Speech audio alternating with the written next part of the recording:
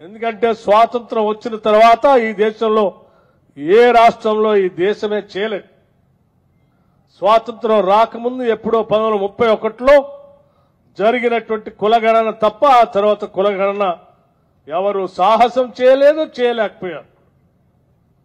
ఇక్కడ మొదలుపెట్టినప్పుడు కూడా చాలా పొరపాట్లు జరుగుతాయి, చాలా తప్పులు పట్టుకుందామని చాలా మంది ప్రయత్నం చేశారు. కానీ దేశవ్యాప్తంగా తిరిగి మా మంత్రివర్గ సహచరులు అందరం పొన్నం ప్రభాకర్ గారితో సహా,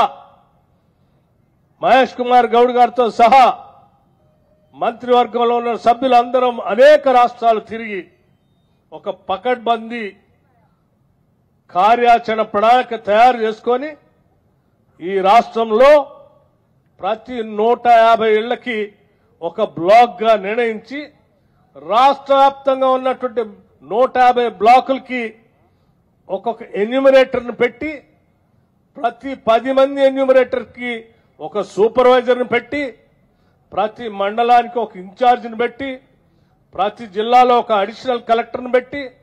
ఆ పైన జిల్లా కలెక్టర్కి బాధ్యత అప్పచెప్పి ప్రతి రోజు చేసేటువంటి సర్వే 8 నుంచి 10 ఇళ్ల కంటే ఎక్కువ సర్వే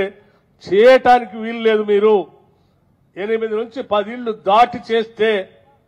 మీకు భారం పడి తప్పులు నిర్ణయాలు జరుగుతాయని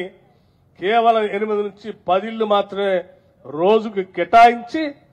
దాదాపు 1,00,000 మంది పైబడి అందులో నియమించి ఈ శాస్త్రీయపరమైనటువంటి సర్వే చేసి దాన్ని చట్టబద్ధం చేసి శాసనసభలో పెట్టి ఆ శాసనసభ ద్వారా వచ్చినటువంటి లెక్కలతో మొట్టమొదటిసారి ఈ దేశంలో ఈ రాష్ట్రంలో బలహీన వర్గాలు 56% ఉన్నారని శాస్త్రీయంగా లెక్కబెట్టి చూపించిన ప్రభుత్వం కాంగ్రెస్ ప్రభుత్వం.